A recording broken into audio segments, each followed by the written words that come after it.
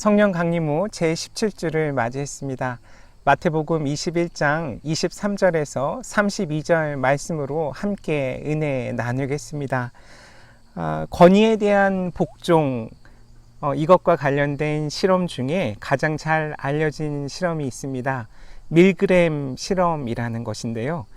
평범한 인간이 권위에 복종해 얼마나 잔혹해질 수 있는지를 보여주는 실험입니다. 1961년 미국 예일대학교 심리학과 스탠리 밀그램 교수가 시행한 실험입니다. 권위적인 불법적 지시에 다수가 항거하지 못한다는 사실을 증명하기 위한 실험이었습니다. 밀그램은 징벌에 의한 학습 효과를 측정하는 실험이라고 포장해서 실험에 참여할 사람들을 모집했고요. 그 실험에 참여한 사람들을 교사와 학생의 그룹으로 나누었습니다. 그리고 학생 역할을 담당하는 그 피실험자에게는 가짜 전기 충격기를 달았고요. 교사에게는 그 전기 충격기가 가짜라는 걸 모르게 하고 학생이 어떤 문제를 틀릴 때마다 전기 충격을 가하게 했습니다. 여기서 실험에 참여한 사람들은 15V에서 450V까지의 전압을 올릴 수 있도록 허용했습니다.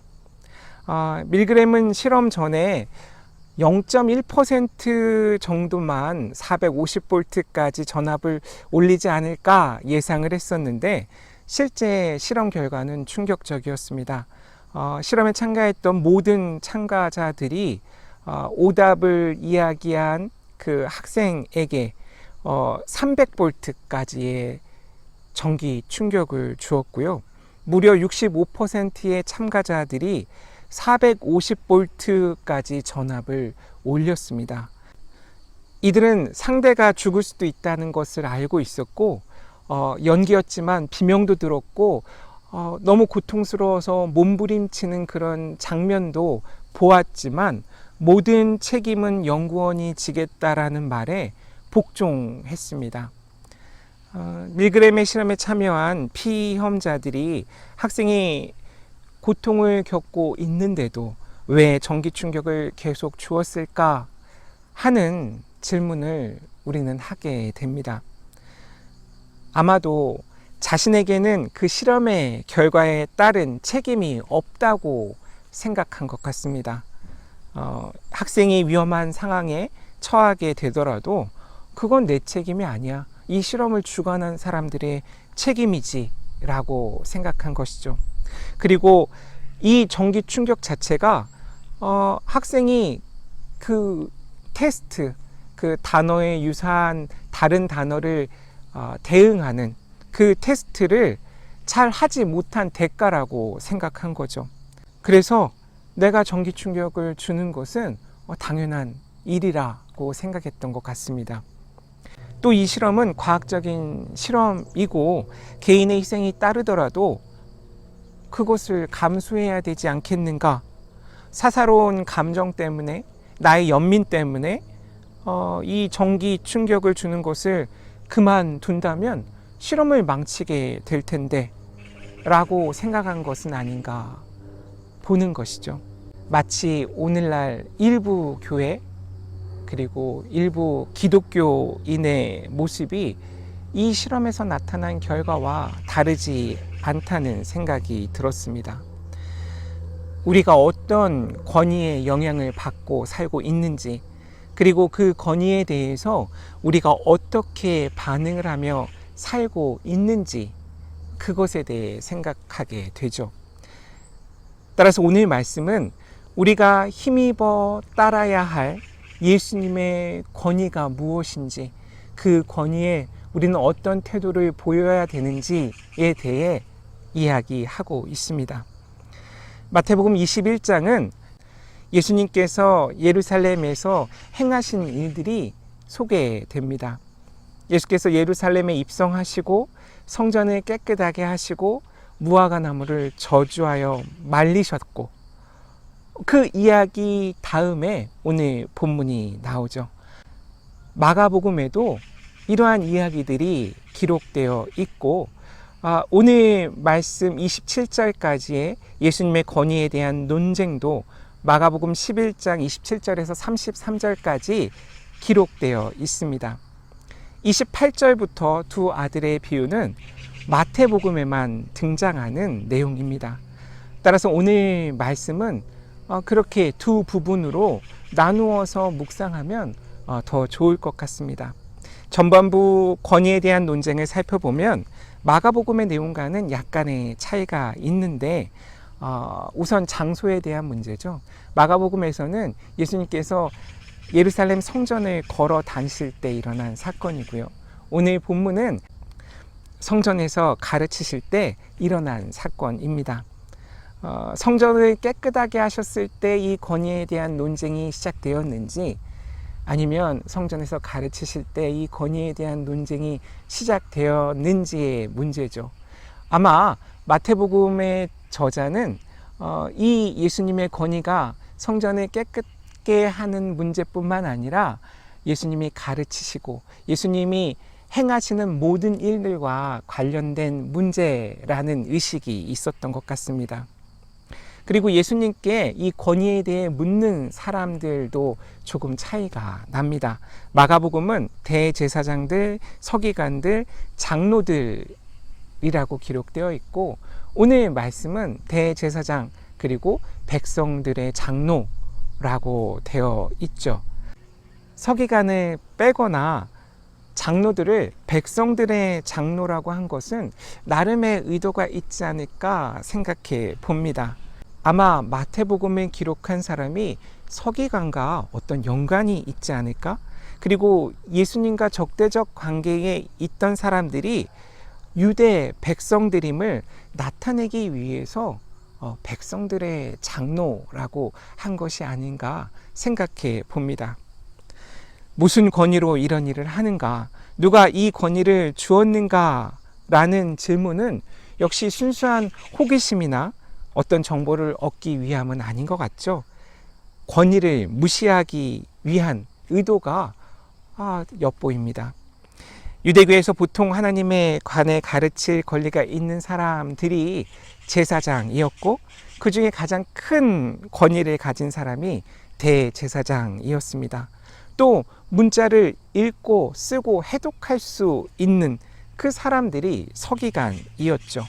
그 당시 문맹률이 높았던 시기였기 때문에 이 서기관은 지식인이었고 학자층이라고 할 수 있습니다. 역시 남을 가르칠 수 있는 사람들이죠. 또 장로들도 마찬가지입니다. 나이가 많은 사람들이었고 경험이 많은 사람들이었습니다. 따라서 경험이 부족한 젊은 사람들에게 가르칠 수 있는 권위, 그것을 인정받는 사람들 그룹이었죠. 이렇게 종교적으로, 사회적으로, 문화적으로 권위를 인정받는 사람들, 지금도 다르지 않죠. 그러나 예수님께서는 이들과 다르셨습니다. 문자를 배우지도 않으셨고, 나이가 많지도 않으셨고, 제사장, 종교 지도자도 아니셨습니다. 그렇지만 예수님의 말과 행동은 듣도 보도 못한 독특한 것이었죠. 독특한 가르침이었고, 단순 명료했고, 그리고 그 가르침은 무엇보다 행동과 같았다는 것이죠. 당신은 무슨 권위로 이 일을 합니까? 누구의 권한으로 여기에서 가르치는 겁니까? 이렇게 대제사장과 백성의 지도자들이 따졌을 때 예수님은 먼저 한 가지를 그들에게 물으시죠. 내 물음에 답하면 나도 너희들의 물음에 답하겠다 하시죠. 세례 요한의 그 세례에 대한 이야기인데, 그것이 누구에게서 온 것인지 물으신 거죠. 그 권위는 사람에게부터 온 것인지 하늘로부터 온 것인지 물으십니다. 이 질문을 듣자 이 대제사장과 백성들의 장로는 자신들이 궁지에 몰렸다는 걸 깨닫죠. 그래서 모여서 논의를 합니다. 하늘이라고 하면 왜 세례 요한을 믿지 않았느냐? 그리고 세례 요한이 유일하게 지목한 예수 그리스도를 왜 믿지 않느냐라는 질문이 이어질 것 같고, 만약 그 세례 요한의 권위가 사람으로부터 왔다고 하면 이 세례 요한을 그 당시 사람들이 권위 있는 그리고 명망 있는 순교한 그런 선지자로 여기고 있었는데, 한참 이렇게 6월절에 외지에서 온 많은 사람들에게 자신들의 대답이 어떻게 받아들여질까 걱정이 됐던 거죠. 그래서 그들은 예수님의 질문에 꼬리를 내리고 우리는 모릅니다 라고 대답하고 있습니다. 그렇다면 나도 너희의 대답에 답할 수 없다 라고 예수님께서 말씀하시죠. 아주 통쾌한 장면입니다. 이어서 두 아들의 비유로 넘어가죠. 대답하고 아버지의 말씀을 행하지 않은 아들. 하겠다고 대답은 하지 않았지만 뉘우치고 아버지의 뜻에 따른 아들에 대한 이야기입니다. 이 이야기를 듣고 너희 생각을 말해 보라고 예수께서 말씀하시죠. 마치 그들이 아니라 우리에게 물으시는 것 같습니다. 너희 생각은 어떤지 예수님이 묻고 계시죠. 그리고 이 두 아들의 이야기는 사실 번역이 다른 성서들이 존재하는 본문입니다. 한글 개역판, 우리가 흔히 보고 있는 그 버전과 표준 세번역, 그리고 카톨릭에서 보고 있는 성서에는 두 아들의 상황이 서로 다르게 번역되어 있습니다. 누가 아버지의 뜻대로 행한 아들이냐에 대한 답이 오늘 읽은 본문에서는 둘째 아들이죠. 표준 세번역에서는 큰아들이 그 역할을 하고요. 메시지 성경에서도 큰아들이 나중에 뉘우치고 아버지의 뜻에 따른 아들로 등장합니다. 이는 번역된 사본들이 다르기 때문인데 한글 개역판은 바티칸 사본을 따랐고요. 표준 세번역은 시나이 사본을 따르고 있기 때문입니다. 두 사본 다 중요하고 오래된 사본인데 어떤 번역을 따랐던 간에 아버지 뜻대로 행한 자, 그가 누구인지에 대해 초점을 맞추어 묵상을 한다면 더 이 본문을 이해하는데 좋을 것 같습니다. 성서의 전통 속에서 살펴보면 가인과 아벨, 이스마엘과 이삭, 에서와 야곱, 돌아온 탕자와 첫째 아들 등의 그 형제 간의 대립이나 다툼, 그리고 아버지의 전통을 잇는 그러한 내용들과 연관지어 생각해 볼 수도 있을 것입니다. 대제사장들과 백성의 장로들이 아니라 세리와 매춘부가 하나님 나라에 들어가는 자로 소개되어 있죠. 이 부분과도 자연스럽게 연결지어 생각할 수 있습니다. 먼저 오늘 말씀을 통해 일반적인 권위라는 것이 어떻게 드러나는지 저는 깨달았습니다. 권위의 사전적 뜻은 다른 사람을 통솔하여 이끄는 힘입니다. 권위는 사회적 직책이나 종교적 지위나 나이가 많아서 생기는 것이 아니라는 것, 그것을 알게 됩니다. 적어도 권위는 올바른 가르침을 통해, 그리고 그 가르침에 준하는 행동이 수반될 때 생긴다는 것을 오늘 예수님을 통해 깨닫게 되었습니다. 둘째로 오늘 말씀의 전반부와 후반부를 종합하여 보면 결국 권위가 관계와 관련된 것임을 새롭게 깨달을 수 있었습니다. 신앙 공동체의 근간을 이루는 것이 예수님의 권위라는 것, 신앙 공동체 구성원들의 관계를 규정하는 것이 바로 예수님의 권위라는 것이죠.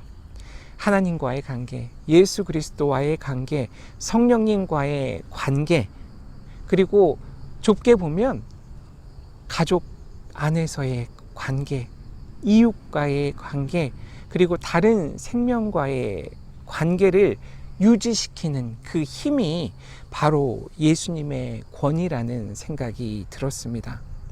유대인 철학자인 한나 아렌트라는 분이 이렇게 말합니다. 권위란 인간 관계를 규제하는 기능을 하기 때문에 권위 없이는 사회가 제대로 작동할 수 없다고 합니다. 현실에서 일반적인 권위의 부재 때문에 일어나는 여러 부작용들이 있죠. 가정에서도 일어나고요. 교육 현장인 교실에서도 일어나고요. 일터에서도 일어나고 있습니다. 즉 개인적인 심리적인 차원뿐만 아니라 사회적, 정치적 차원에서도 이 권위의 부재에 따른 문제들이 많이 발생하고 있음을 우리가 알고 있죠. 가장 가벼운 예를 하나 들어보자면 흔히 꼰대라고 말하는 그 권위를 세우는 방식, 그것에 대한 이야기들 우리가 많이 듣고 하고 있습니다.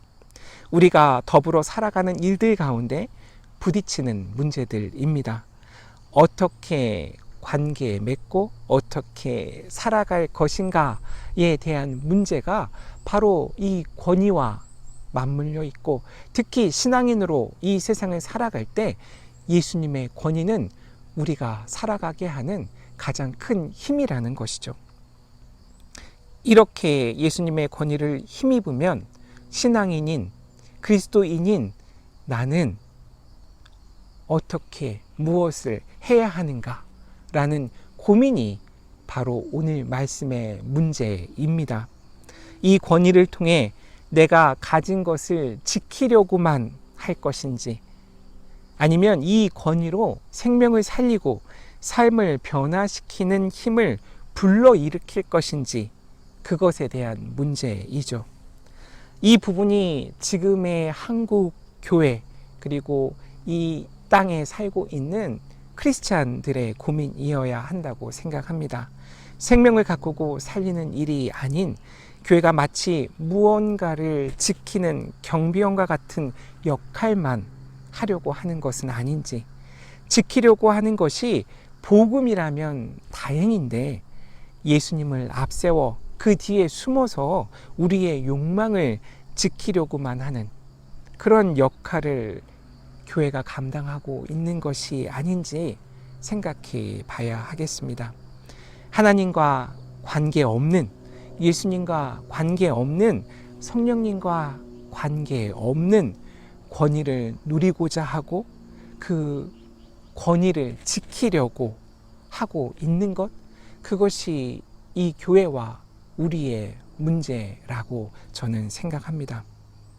셋째, 예수님의 권위 앞에 서면 우리의 자세는 어떠한가? 오늘 말씀을 통해 깨달을 수 있습니다. 그것은 정직함입니다. 대제사장들과 백성의 장로들처럼 알면서 모른다고 대답하지 않는 것, 그것이 중요하다는 거죠. 예수님 앞에, 그리고 예수님의 권위 앞에 서게 되었을 때 도망치거나 그 권위의 말씀을 회피하지 않는 것, 그것이 우리에게 중요합니다. 따라서 그 권위 앞에 서게 되면 나는 누구인지, 나의 위치는 어디인지 알게 된다는 것입니다. 28절에서 너희 생각에는 어떠하냐고 묻고 계시듯 하나님의 자녀로서 나의 위치는 어디이고, 하나님의 자녀로서 예수의 제자로서 나는 무엇을 해야 하는지 나 스스로를 돌아보게 하는 말씀입니다. 내가 맏아들 같은지 둘째 아들 같은지 깨닫게 됩니다. 우리의 가장 큰 문제 두 가지를 알 수 있는 것이죠. 모른다고 하는 것과 알면서도 아무것도 하지 않는 것입니다. 이렇게 모른다고 하고 아무것도 하지 않음으로써는 우리가 우리의 마음을 바꿔서 삶을 변화시킬 수 없다는 이야기를 하고 계십니다.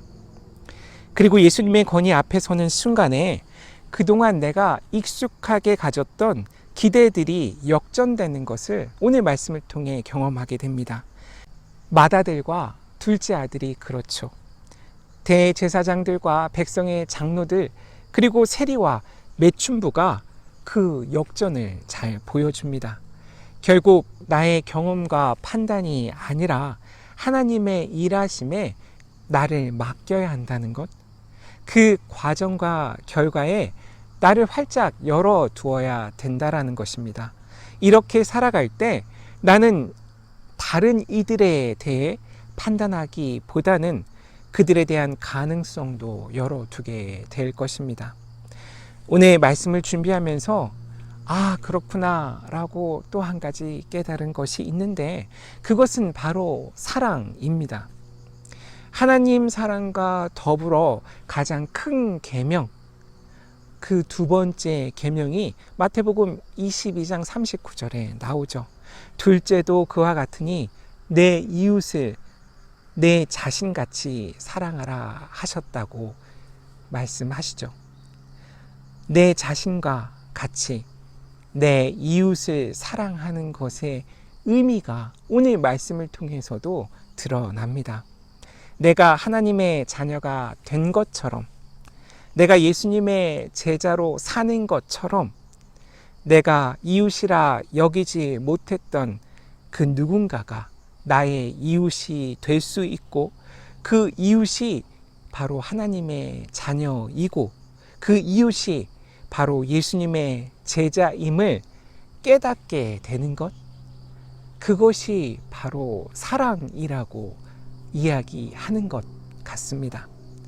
내 몸과 같이 내 이웃을 그렇게 생각하는 것, 나와 같이 내 이웃을 생각하는 것, 그것이 이웃 사랑이라고 이야기하시고, 그렇게 이웃을 사랑하게 되는 과정에 대해 설명하고 계신 것 같습니다. 이 일에 성령님이 개입하시죠. 이 일을 가능하게 하는 힘이 바로 예수님의 권위라는 것입니다. 마지막으로 예수님의 권위를 힘입으면 마태복음 28장 18절에서 20절, 예수님의 지상 명령, 선교, 그 명령을 우리가 따를 수 있는 그런 제자로서의 삶이 가능해진다라는 것입니다. 계속 말씀드리듯이 이것이 임마누엘 신앙으로, 임마누엘 체험으로 우리가 살아가는 방법이죠. 예수님의 권위를 통해서 가능하게 되는 우리 삶입니다. 권위라는 뜻의 히라보는 엑소우시아입니다. 이 단어가 오늘 말씀에서도 사용되었고, 이 마태복음 28장 18절에도 동일하게 사용됩니다. 예수께서 나와 말씀하여 이르시되 하늘과 땅의 모든 권세를 내게 주셨으니 그러므로 너희는 가서 모든 민족을 제자로 삼아 아버지와 아들과 성령의 이름으로 세례를 베풀고 내가 너희에게 분부한 모든 것을 가르쳐 지키게 하라. 볼지어다 내가 세상 끝날까지 너희와 항상 함께 있으리라 하시니라. 아멘. 하나님으로부터 온 권위를 인정하는 사람이 하나님의 자녀이고 예수님의 제자이며, 그 제자가 하는 일은 그 권위를 통해서, 그 권위를 힘입어서 복음을 전하는 것이라고 마태복음은 시종일관 얘기하고 있는 것이죠. 우리는 어떤 그리스도인입니까? 억지로 권위를 꾸미고 있지 않은지 생각해 봐야 할 것입니다. 또는 우리에게 있다고 여기는 작은 권위로 타인을 폄훼하고 있지는 않은지도 내 스스로를 돌아봐야 합니다. 그런 과정 중에 위선을 참으로 위장하고 살고 있지 않은지도 살펴봐야겠습니다. 어쩌면 이 모든 것이 복합적으로 나타난 우리의 삶, 그 삶이 오늘 말씀 속에 등장하는 대제사장이나 백성의 장로라는 사람들과 같지 않은지 되돌아봐야 할 것입니다. 우리에게 주어진 이 시대적인 상황, 혼돈과 위기를 하나님의 권위, 예수 그리스도의 권위를 힘입어서 우리가 어떻게 극복하고 정성껏 감당해 나갈 것인지 오늘 말씀을 통해 깨닫게 되는 것입니다. 그런 예수님의 권위에 우리는 순종하는 삶을 살아내야 합니다. 늘 예수님의 말씀에 귀를 기울이고 그 말씀을 따라 행해야 합니다. 그렇게 예수님의 권위가 무엇이고 그 권위에 나는 어떻게 살고 있는지 끊임없이 묵상하고 묻고 행하는 그런 하나님의 자녀, 주님의 제자로서의 삶, 이번 한 주 동안도 저와 여러분이 살아가시기를 간절히 바랍니다. 아멘.